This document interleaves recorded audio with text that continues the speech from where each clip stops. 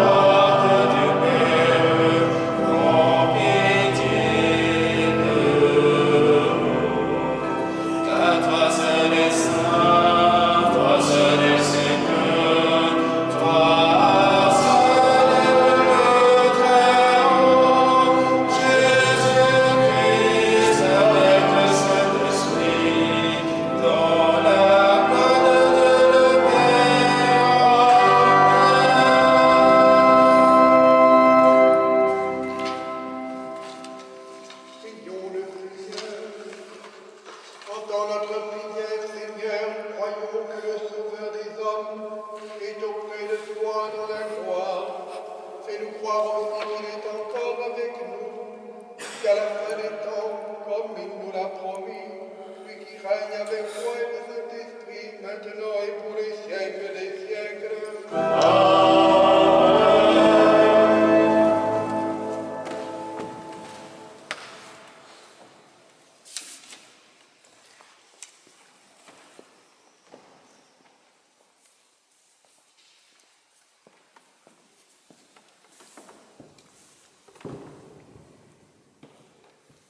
Lecture du livre des Actes des Apôtres. Les apôtres, après avoir vu Jésus s'en aller vers le ciel, retournèrent à Jérusalem depuis le lieu dit Mont des Oliviers, qui en est proche. La distance de marche ne dépasse pas ce qui est permis le jour du sabbat.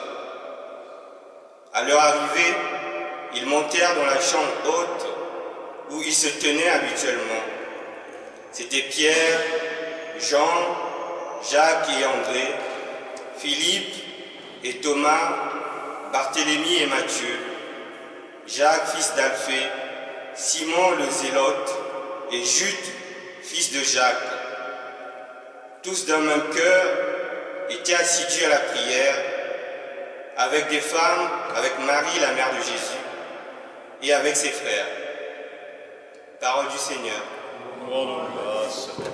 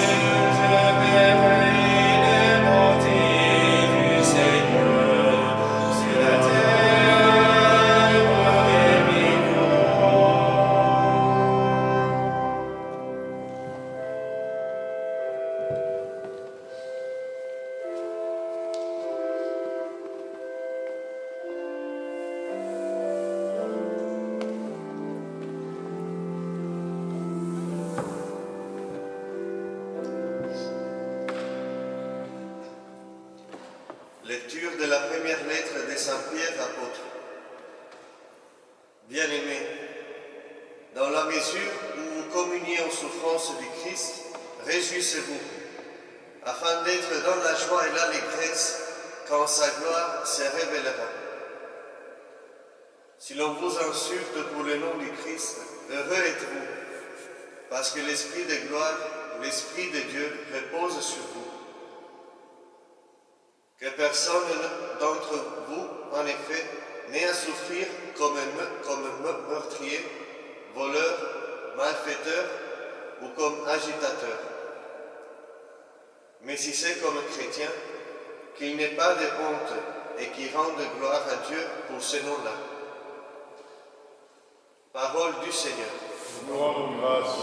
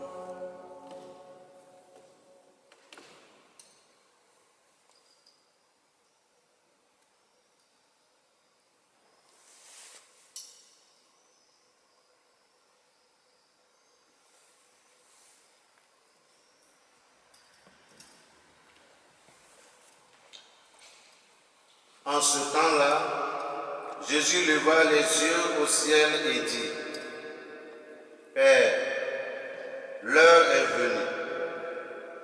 Glorifie ton Fils, afin que le Fils te glorifie. Ainsi, comme tu lui as donné pouvoir sur tout être de chair, il donnera la vie éternelle à tout ce que tu lui as donné. Or, la vie éternelle, c'est qu'ils te connaissent, toi le seul vrai Dieu, et celui que tu as envoyé, Jésus-Christ. Moi, je t'ai glorifié sur la terre en accomplissant l'œuvre que tu m'avais donnée à faire. Et maintenant, glorifie-moi auprès de toi, Père, de la gloire que j'avais auprès de toi avant que le monde existe. J'ai manifesté ton nom aux hommes que tu as pris dans le monde pour me les donner. Ils étaient à toi, tu me les as donnés, et ils ont gardé ta parole.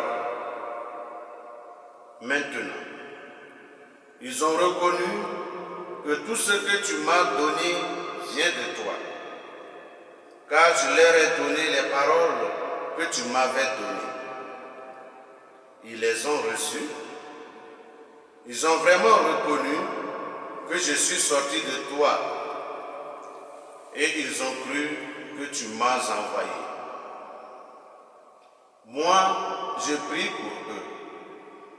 Ce n'est pas pour le monde que je prie, mais pour ce que tu m'as donné, car ils sont à toi.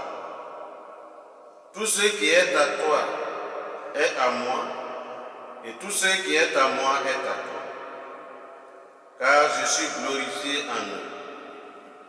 Désormais, je ne suis plus dans le monde. Eux, ils sont dans le monde, et moi, je viens vers toi.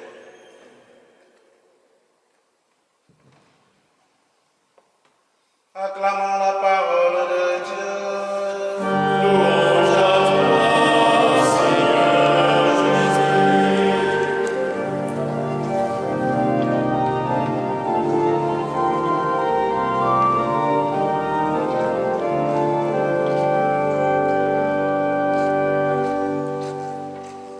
Chers amis, chers frères et sœurs qui participaient à cette célébration grâce au site Internet du diocèse, en ce 7e dimanche de Pâques, avant la Pentecôte, la liturgie nous invite à entrer dans la grande prière de Jésus avant la Passion.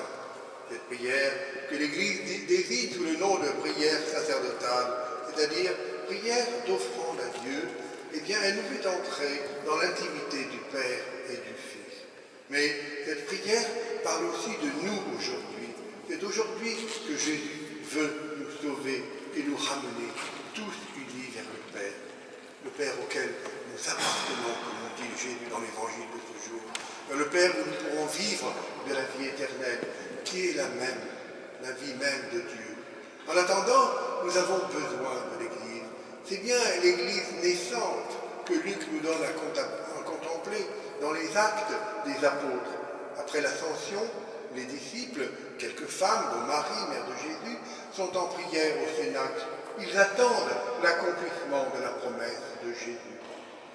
Je prierai le Père, il vous donnera un autre défenseur qui sera pour toujours avec vous, l'Esprit de vérité. Cet Esprit sera notre force pour faire de nous des missionnaires de la bonne nouvelle.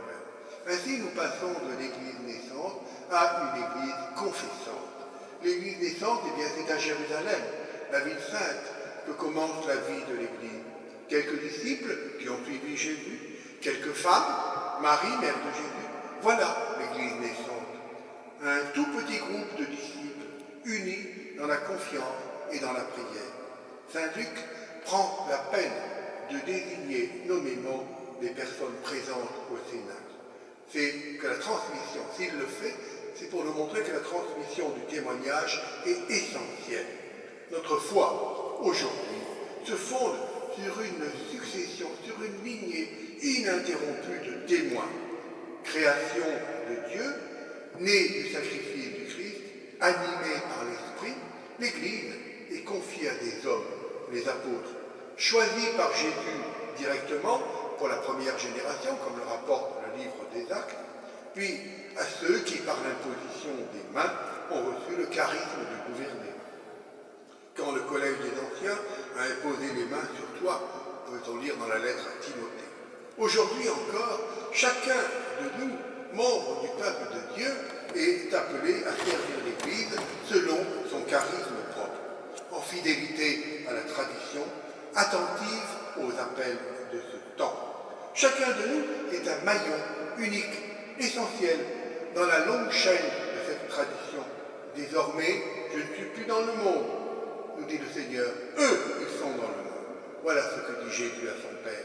C'est dans le monde, ce monde qui bien souvent l'Église rejette les chrétiens. C'est dans ce monde que les disciples doivent œuvrer, que nous devons œuvrer nous-mêmes. Pierre nous dit, le disciple sera en proie aux injures, aux moqueries, aux persécutions. Si l'on vous insulte pour le nom du Christ, heureux êtes-vous. Oui, être chrétien dans ce monde, c'est difficile. C'est risqué dans certaines parties du monde. Nous le savons bien. L'actualité nous le rappelle sans cesse. Ce fut risqué hier, ça le sera demain. Le chrétien est et sera toujours un signe de contradiction dans ce monde. C'est en quelque sorte son ADN, comme on aime à le dire aujourd'hui. Oui, tout simplement parce que la gloire que nous recherchons ne ressemble pas à celle des hommes. Cette gloire que nous recherchons, c'est celle dont parle le Seigneur dans l'évangile de ce jour. Le chrétien doit choisir le bien commun plutôt que son intérêt égoïste. Il annonce le royaume, et pour cela, il ne doit pas chercher à plaire au monde, à plaire à l'opinion publique, à être haut dans les sondages. Il doit préférer la vie, même difficile, il doit préférer la vie, la vraie vie avec le Seigneur. Le disciple du Christ est un signe de contradiction, il doit le rester, et sur de nombreux sujets de société, vous savez bien que notre Église est en contradiction avec ce monde, et qu'elle est violemment critiquée parfois pour cela. Signe de contradiction aussi longtemps qu'il faut œuvrer pour que les hommes connaissent le Père, le seul vrai Dieu, celui que tu as envoyé, Jésus-Christ.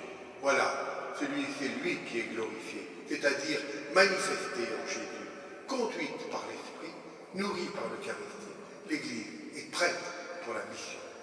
Et c'est une Église missionnaire. Il faudra la passion, il faudra la résurrection, pour que les disciples comprennent que leur mission dépasse les frontières étroites du peuple d'Israël. Allez, toutes les nations, faites des disciples, baptisez-les au nom du Père, du Fils et du Saint-Esprit. C'est la finale de l'évangile de Matthieu.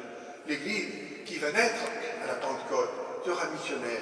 Depuis la Judée, elle rayonnera jusqu'à Antioche et jusqu'à Rome, avant d'atteindre les confins de la terre au cours des siècles suivants. Sur toute la terre se répand leur message et leurs paroles jusqu'aux limites du monde, écrit saint Paul dans la lettre aux Romains. Dans la grande prière qu'il adresse à son Père au moment de le rejoindre, Jésus prie pour tous ces hommes des siècles à venir. Je prie pour eux, ce n'est pas pour le monde que je prie, mais pour ceux que tu m'as donnés, car ils sont à toi. Nous sommes au Seigneur, chers frères et sœurs. C'est notre grande joie, c'est notre dignité, c'est la source de notre paix profonde et de notre espérance. L'amour que Jésus partage avec son Père est un amour offert à tous les hommes et les hommes de tous les temps. Les disciples parcourent le monde, mais ils demeurent dans la communion. Au-delà de nos querelles et parfois de nos divisions, au-delà de l'éloignement physique qui nous a été imposé au cours de ces semaines passées, nous sommes d'abord et pour le monde les témoins de l'œuvre de Dieu, de son désir ardent d'unir toute l'humanité en Jésus-Christ. Comme le Père a envoyé le Seigneur dans le monde, Jésus nous envoie aujourd'hui pour continuer la mission qu'il a inaugurée, c'est-à-dire faire découvrir à tous les hommes qu'ils sont fils d'un unique Père et qu'ils sont donc tous des frères et des sœurs. Nous sommes aujourd'hui les mains et les yeux de Jésus. Au moment de recevoir l'Eucharistie, nous pouvons nous souvenir de cette injonction des pères de l'Église. Devenez ce que vous recevez. Soyez pour vos frères une présence vivante, une présence agissante, une présence aimante du Seigneur Jésus dans l'Esprit pour le Père.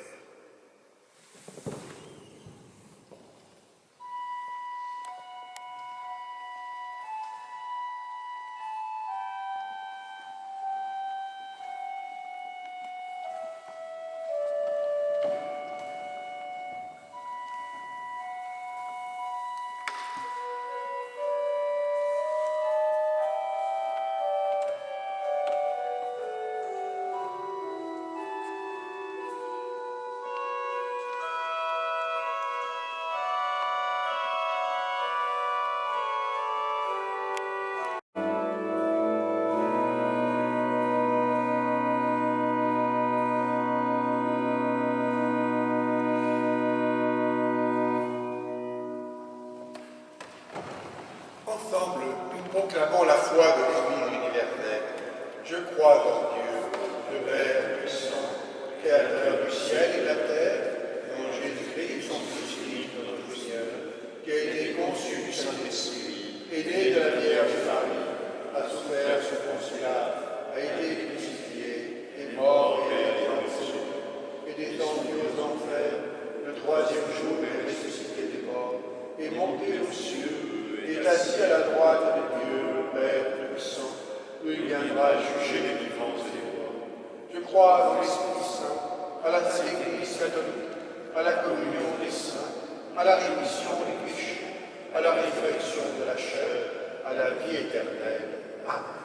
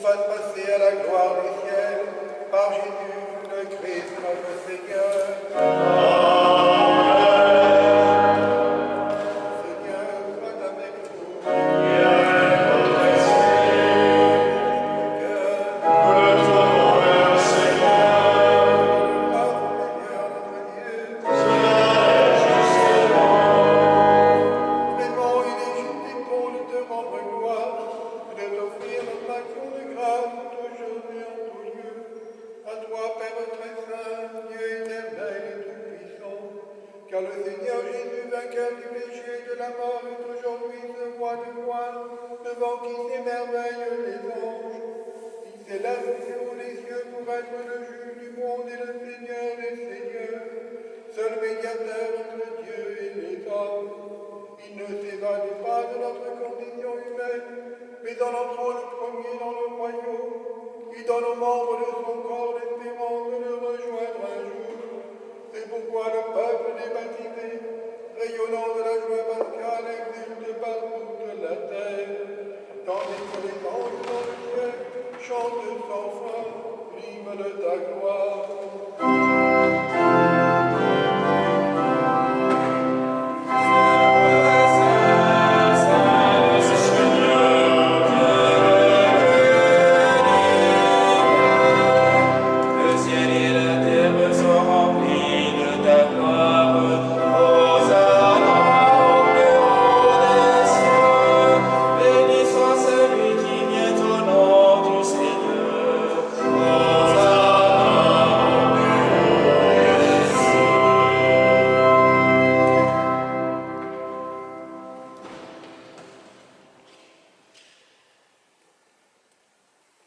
Tu es vraiment saint, Dieu de l'univers, et toute la création proclame ta gloire, car c'est toi qui donnes la vie.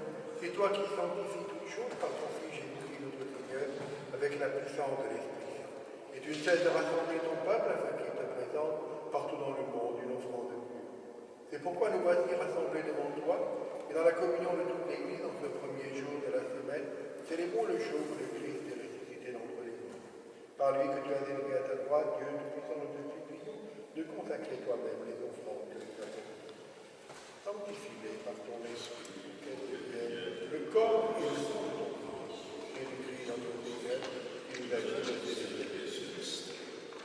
La nuit même où il fut livré, il prit le pain, en te rendant grâce, il le bénit, il le rompit, et le donna à ses disciples en disant: Prenez et mangez-en tous, ceci est mon corps livré pour vous.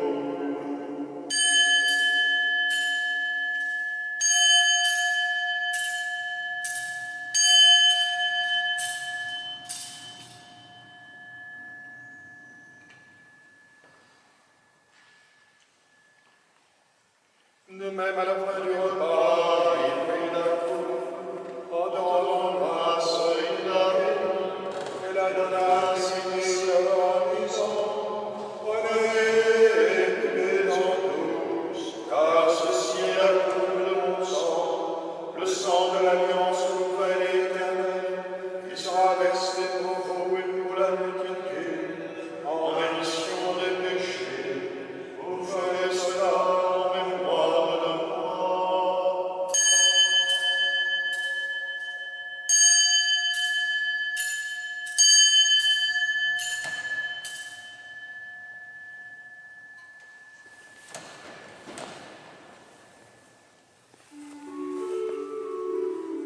Gloire à toi qui étais mort.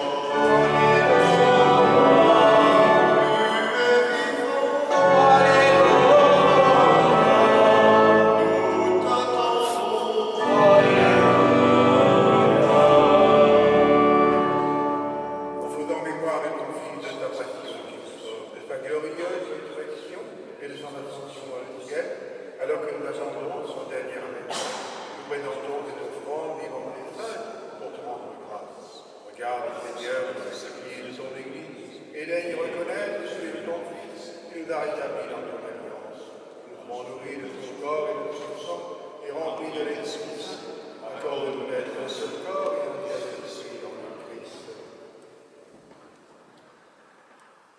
Que l'Esprit Saint fasse de nous une éternelle offrande à ta gloire, pour que nous obtenions un jour les biens du monde à venir, auprès de la Vierge Marie, la bienheureuse Mère de Dieu, avec Saint Joseph son époux, les apôtres, les martyrs et tous les saints qui ne cessent d'intercéder pour nous.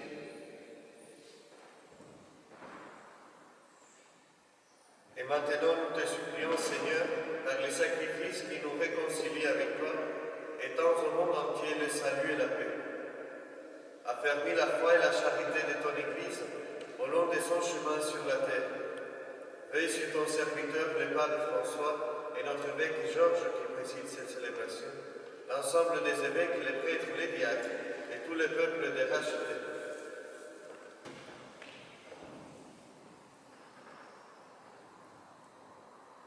Écoute les prières de ta famille assemblée devant toi et ramène à toi, Père très aimant, tous tes enfants dispersés. Pour nos frères défunts, pour les hommes qui ont quitté ce monde et dont tu connais la droiture, nous te prions. Reçois-les dans ton royaume, où nous espérons être comblés de ta grâce, tous ensemble et pour l'éternité par le Christ notre Seigneur, par qui tu donnes au monde toute grâce et tout bien.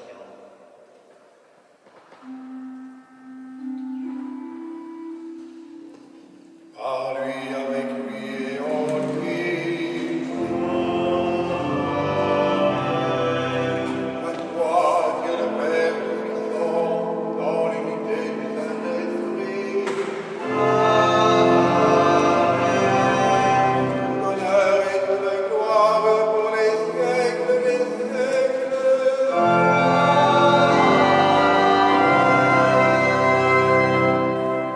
Frères et sœurs unis dans le même esprit, disons avec foi cette prière que le Seigneur lui-même nous a enseignée.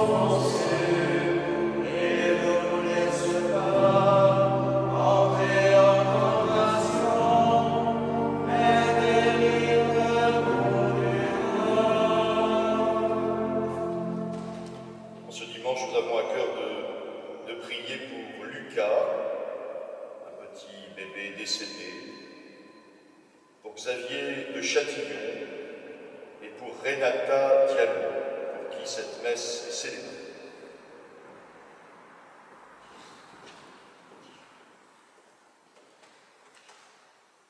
Seigneur Jésus-Christ, tu as dit à tes apôtres, je vous laisse la paix, je vous donne ma paix. Ne regarde pas nos péchés, mais la foi de ton Église, pour que ta volonté s'accomplisse. Donne-lui toujours cette paix.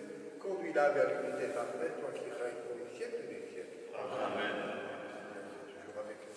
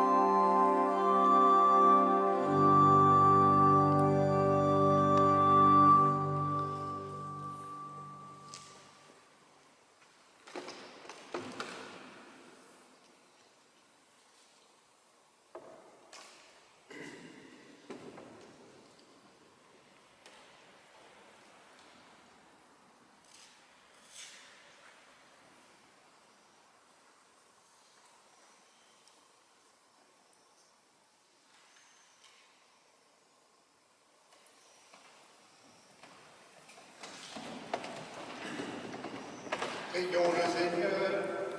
Exauce-nous, Dieu notre Sauveur, que notre communion au mystère du salut nous conforme dans cette assurance, que tu glorifieras tout le corps de l'Église, comme tu as glorifié son chef, Jésus le Christ, lui qui règne avec toi et le Saint-Esprit, maintenant et pour les siècles des siècles.